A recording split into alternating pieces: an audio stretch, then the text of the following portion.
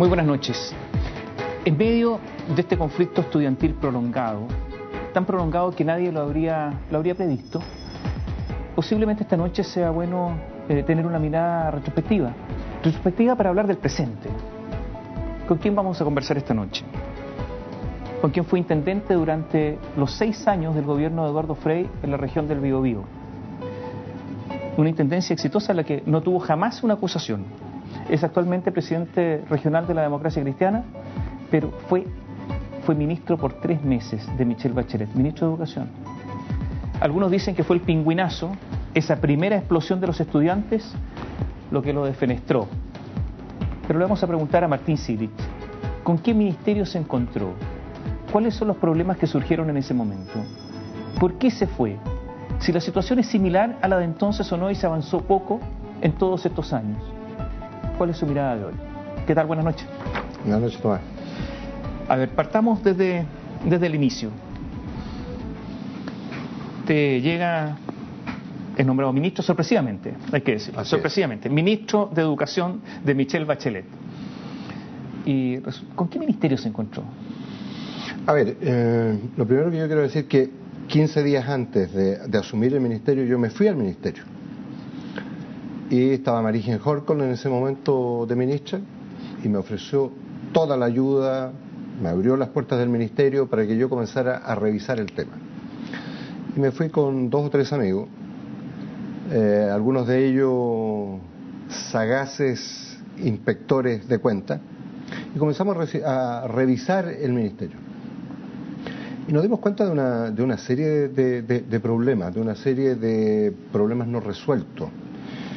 Entre otras cosas, había un petitorio por escrito, un largo petitorio que le habían entregado al ministro Vitar, a Sergio Vitar, los jóvenes, no solamente los secundarios, no solamente los pingüinos, sino también los universitarios, y que no se había solucionado, y por lo tanto tuvimos que comenzar a solucionar el tema. Yo quiero recordar que hubo una huelga muy pequeña, un conato de huelga con los universitarios, porque no se les había pagado una promesa de 3.000, 4.000 millones de pesos en becas de alimentación, por ejemplo. A los pocos días de asumir, pues. A los días, inmediatamente. Por lo tanto, allí tuvimos que ir a hablar con la presidenta tuvo que dar las órdenes, ¿no es cierto?, para que se entregaran los recursos, y solucionamos ese problema. Por otro lado, teníamos un problema bastante serio, también pendiente con el Colegio de Profesores, pero allí con Jorge Pavés tuvimos un diálogo bastante fecundo, ¿no es cierto?, y tratamos de arreglar el tema y pudimos avanzar en eso. Y también está el petitorio de los secundarios, que estuvo siendo postergado durante mucho tiempo. ¿Por quién? Por la administración en general, por los ministros. Sí, claro, obvio. ¿Cuánto tiempo? Año, porque más de un año estuvieron discutiendo con el ministerio para solucionar el problema y no se lo solucionaron. Por lo tanto... ¿Qué pedían los secundarios? Los secundarios, bueno, pedían gratuidad en el transporte, pedían... harto menos que lo de hoy. Obvio, ¿no? Pedían... ¿Y les decían que no? Pedían gratuidad para dar la PSU, por ejemplo. ¿Y les decían que no? Y les decían que no.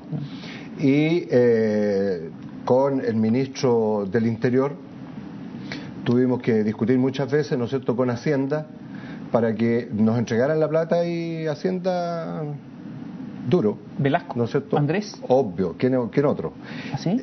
¿No da la plata? No da... No. Porque ahora anda diciendo que había que dar. Pospuso la solución. Bueno, pero... Oye, pero había 27.000 millones no justificados. A ver, bueno. Y ese... Hicimos todo el análisis, nos dimos cuenta que habían una serie de problemas internos en el ministerio, y después de asumir, prácticamente 5 días o 6 días después, ¿no es cierto?, seguimos revisando cada uno de los departamentos, etcétera, y nos encontramos con un informe de la Contraloría que no se nos entregó en la entrega del ministerio, que había llegado en los últimos días de febrero al ministerio. O sea, Marigen Horkol no entregó eso. No, porque ahí había un subsecretario. Con bueno, pero ella era la jefa. Obvio. Pero ella no entregó el asunto. No, porque le llega al subsecretario. ¿El subsecretario lo mantuvo escondido? Acuérdate que el administrador, el responsable de la administración del ministerio, no es el ministro, es el subsecretario. ¿Quién era el subsecretario? En ese momento era Pedro Montt. ¿Y él lo mantuvo escondido entonces? No, yo se no le sé, olvidó, mira, ¿qué? se le olvidó cualquier pero cosa. 27.000 millones. No hablaba de 27.000 millones. Te voy a dar los datos. Entonces, se produce este asunto, nosotros que hablaba de 5.000, 6.000, 7.000 millones, y hablaba de una serie de otras irregularidades en el Ministerio. Y lo que tuvimos que hacer en ese momento, fui a la Contraloría, nosotros hablé con la gente de la Contraloría, con la directora, la Contralora General que estaba en ese momento, le planteé el tema y pedí que nos enviaran, que nos prestaran, entre comillas, a alguien de la Contraloría que nos pudiera hacer el trabajo seriamente en el Ministerio. Y comenzamos a hacer la investigación. Y esa investigación termina y concluye que no eran lo que decía la Contraloría, sino que era 5 veces más. Eran 20 y tantos mil millones. 27.000 millones, exactamente, 27.000 millones. Y en ese momento, yo le pedí a la subsecretaria, porque de nuevo, el ministro no puede hacer un sumario interno. El jefe administrativo, el jefe de servicio, es el subsecretario. Por lo tanto, le pedí a la subsecretaria de Educación que hiciera el sumario administrativo. A Pilar Romaguera. Pilar Romaguera. ¿De qué partido? Socialista. Y me dijo que no. ¿Así? ¿Era dura? Dura. Y en la dura, nosotros, con mi abogado, con el abogado que teníamos en el ministerio, nosotros le enviamos una nota y la instruimos para que instruyera el sumario. ¿Y dio alguna razón, no? No. No, nomás. Bueno, pero el tema, eso es para la historia, ¿verdad? No, pero el tema fue saber cómo estaba el ministerio. Absolutamente. Bueno, y allí, ¿no es cierto?, se produce la investigación, ¿no es cierto?, termina, y como le instruimos que hiciera un sumario, le mandamos un sumario, a los 10 días, 15 días, ¿no es cierto?, me pidieron la renuncia del ministerio y yo me fui para la casa. ¿Usted cree que se fue por eso? A ver, mira, causa y efecto es tremendamente difícil concluirla. Lo único que yo puedo decir es que yo solucioné el problema de los pingüinos, solucionamos el conflicto de los pingüinos, nunca tuve un conflicto con los pingüinos real. Además, ¿no es cierto?, teníamos problemas de administración y gestión dentro del ministerio. Me llevé un equipo de gente, ¿no es cierto?, entre los que estaba Sergio Martinich, Blanca Hermosilla, ¿no es cierto?, que era funcionaria del Banco Mundial, etcétera, etcétera, para arreglar los problemas.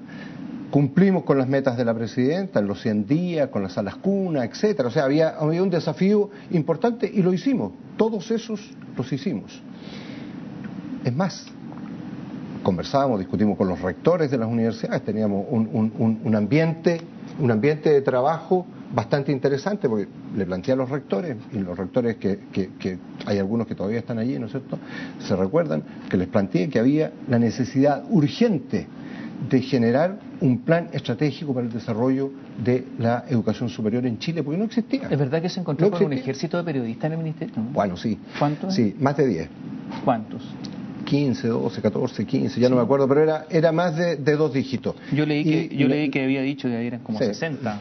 No, eso es todo el ministerio. Eso es todo el ministerio. ¿Todo el ministerio tenía 60? No, todo el ministerio tenía una cantidad enorme de periodistas. Claro, porque cada departamento tenía periodistas, etcétera. No recuerdo en este momento, Tomás, cuánto era. Pero lo que sí me impresionó fue que en el gabinete del ministro existieran más de 10 periodistas. Y es verdad que algunos los quiso echar y hubo la intervención de la moneda, ¿no? ¿El funcionario de la moneda? No, a ver, yo quiero delimitar.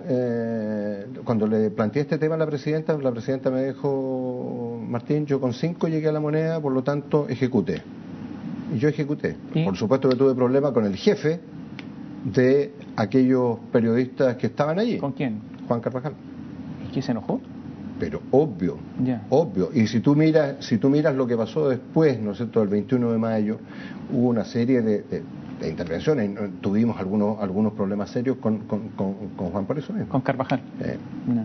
¿Pero y qué? ¿Esto era un desgobierno? El señor se enojaba, la presidenta decía una cosa, el señor Carvajal decía otra. ¿Cómo era la cosa? Tomás, hoy día uno no puede decir que hay un desgobierno porque el ministro de Economía dice algo diferente a lo que dice el ministro de Hacienda, ¿no es cierto? O sea, esta era así para abajo, aquí están peleando dos ministros, pero esto era línea jerárquica. No, pero obvio, pero aquí el tema, había diferencias de algunos criterios con algunas personas. A ver, pero la tesis que hay hasta el día de hoy es que se fue a los 3 meses porque los pingüinos lo echaron. ¿No fueron los pingüinos? Pero si el movimiento de los pingüinos había terminado, bueno, entonces, Tomás, mucho tiempo antes. ¿Quién lo echó? El problema es que hubo un cambio de gabinete. ¿No es cierto? En un momento determinado, acuérdate que fue después después de las inundaciones del sur. Después que la presidenta, ¿no es cierto?, se va al sur y tiene el conflicto en Chihuayante, entonces se produce este cambio de gabinete. Y cambian al ministro del Interior, y por supuesto ponen al segundo ministro, ¿no es cierto?, por alguna razón, porque no tenía nada que ver con el tema de la educación, yo lo quiero decir claramente. ¿A quién? A mí, cuando me sacaron, claro, pero por supuesto. Nada que ver con la educación. A ver, hagamos un alto, vamos a hacer un alto, vamos a hablar de la educación, lo que está pasando ahora. Okay. Vamos a hablar por qué nunca fiscalizaron el lucro. ¿Cuál era el problema para fiscalizar el lucro? ¿Por qué no aplicaron la ley? ¿Por qué no la evaluación docente? Salvo para los que querían. Yo nunca había visto que se aplique la ley para los que quieren, para los otros no. Hagamos un alto, volvemos en un instante.